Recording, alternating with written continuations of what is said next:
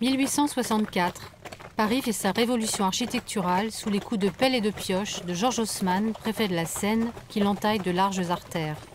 Sur ce qui s'appelle encore le boulevard du Prince-Eugène, une société anglaise achète une parcelle de terrain. Elle demande à l'architecte Charles Duval de lui construire une pagode chinoise. La France occupe depuis peu la Cochinchine et le style est à la mode. Le bâtiment sera un café-concert, comme Paris en abrite tant à l'époque. Quant à son nom, ce sera Bataclan.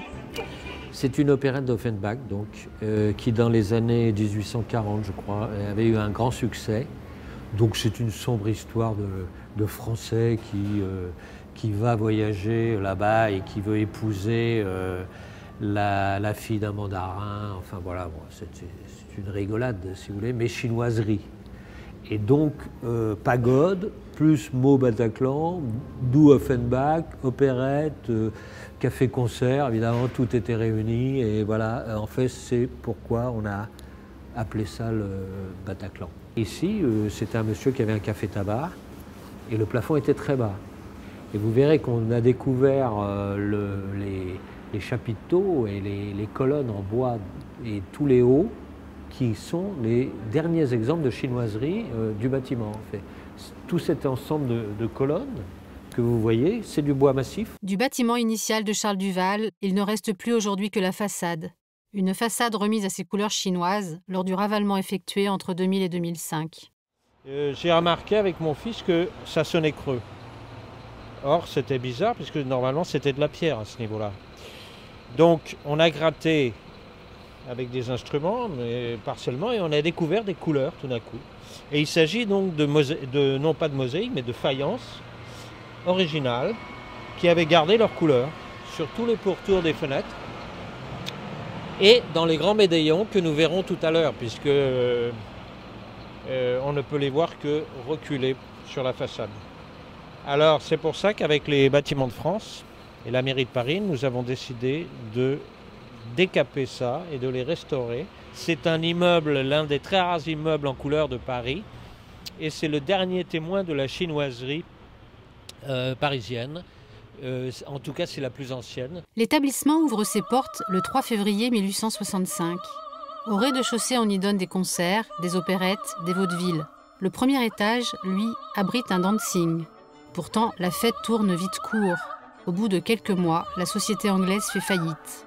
La salle est revendue à André Martin Paris. C'était un cabaretier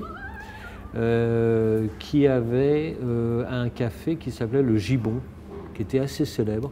Pourquoi le Gibbon? C'est parce qu'il y avait un gros singe, donc un gibbon, qui était l'attraction du lieu. Et donc, alors quand le singe est mort, il l'a empaillé, ce monsieur, parce que les affaires périclitaient un peu. Et il a remplacé le gibbon empaillé, qui était une attraction beaucoup moins intéressante que le gibbon vivant, évidemment. Et il a engagé un géant. Et alors le géant, ça s'est appelé à ce moment-là le café du géant. Bon. Et ça a très bien marché, au point qu'il a racheté le bail du Bataclan. Et comme il avait beaucoup de relations dans le monde du spectacle, c'était vraiment un homme, un cabaretier, il vendait de la bière, etc. Un peu comme Salis au Chat Noir, des gens comme ça, de l'époque. Eh bien, tout de suite, il a fait fortune. En 1892, le Bataclan est acheté par Paulus, une vedette de la chanson alors très en vogue. Il fait venir des célébrités comme Harry Fraxon, Aristide Bruand, Paula Brébion. Mais l'homme voit trop grand, multiplie trop d'affaires, y compris dans les vignobles bordelais avec le clos Paulus qu'il crée.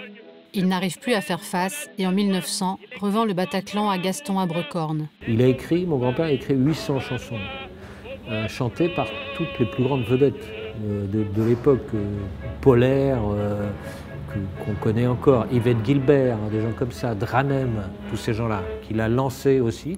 Alors après, il était directeur du divan japonais, donc, qui est célèbre par une affiche de Toulouse-Lautrec, l'une des plus belles d'ailleurs. Alors lui, il présentait surtout des tableaux vivants, ces fameuses chansons sensuelles, bon, très érotiques pour l'époque, les femmes étaient en maillot couleur chair, etc. Enfin, c'est le démarrage de l'érotisme. Et il a fini par acheter le bail du Bataclan, donc laisser tomber Montmartre pour descendre de la butte sur le boulevard. Et là, ça a également très bien marché pendant 5-6 ans. Alors là, il a eu Yvette Guilbert, Dranem, plein de vedettes, des attractions, des opérettes. Gaston Abrecorn fait beaucoup de travaux au Bataclan, tant dans la salle que sur la façade. Grâce à sa programmation osée, il fait renouer l'établissement avec le succès. Il est vrai qu'il ne manque pas d'idées parfois surprenantes. Eh bien, il y a eu par exemple Buffalo Bill qui faisait des tournées dans toute l'Europe, vous savez, avec ses chevaux, avec ses Indiens authentiques et ses cow-boys. Bon. Et là, il présentait sur scène alors des gens qui tiraient dans tous les sens, etc. Et alors au Bataclan, il s'est produit, bien entendu, plusieurs fois, plusieurs semaines. Malheureusement, à un moment, une des partenaires a été blessée par un coup de fusil, donc la préfecture a interdit le spectacle pour Buffalo Bill. Un fait divers autrement plus sinistre fait sensation en ce début de siècle. Le 27 janvier 1907, un personnage trouble du nom d'Albert Soleillant invite la petite Marthe, âgée de 11 ans, à un spectacle au Bataclan. Il viole et tue la malheureuse, puis la découpe en morceaux qu'il entasse dans une malle laissée à la consigne de la gare de l'Est. Il n'a pas été inquiété tout de suite parce qu'il a dit ben voilà, moi j'ai été au Bataclan et puis eh bien à un moment elle a été aux toilettes, la petite fille, et puis elle n'est pas revenue. Donc c'est sûrement un kidnapping, je sais pas quoi. Enfin, alors il a été prévenir les parents et il s'est mêlé des recherches de la petite fille avec les parents. Hein. Il a été jusque-là. Donc il n'a pas été... Mais comme c'était un type qui avait un certain passé, bon, les policiers l'ont interrogé une fois, 2 fois, et puis après de plus en plus sérieusement, si je veux, entre guillemets. Et je pense qu'il a craqué et il a dit bah oui, bah voilà les clés de la consigne. Le 14 février, 50 000 personnes se pressent devant l'église Saint-Ambroise pour assister aux funérailles de la petite Marthe. Ce meurtre indigne si fortement les Parisiens qu'il met un terme au débat en cours à la Chambre des députés sur l'abolition de la peine de mort. Le Bataclan est ensuite cédé à une costumière célèbre, Bénédicte Razimi. La femme est une aventurière. Chaque été, elle organise des tournées dans de nombreux pays, particulièrement en Amérique du Sud. Mais le navire de ses finances fait naufrage. La salle connaît ensuite une destinée chaotique. En 1926, le Bataclan devient un cinéma avant d'être transformé l'année suivante en théâtre. C'est à nouveau un cinéma en 1932, mais un cinéma parlant qui, 1 an plus tard, est ravagé par un incendie. En 1950, le bâtiment original est partiellement détruit pour être mis aux normes de sécurité en vigueur.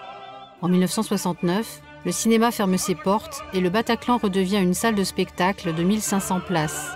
Il est classé monument historique le 11 mars 1991. Pourquoi n'aimes-tu pas les femmes? Henri, Henri, Henri, c'est pas gentil. C'est qu'elles font trop de drames et de chichi. Elles font aussi des pluies, c'est pourquoi j'ai une préférence inaltérable en amitié pour tous mes semblables. Pourquoi n'aimes-tu pas les femmes? Henri, Henri, Henri, c'est pas gentil. Tra la la la la la la la la la la la la la la la.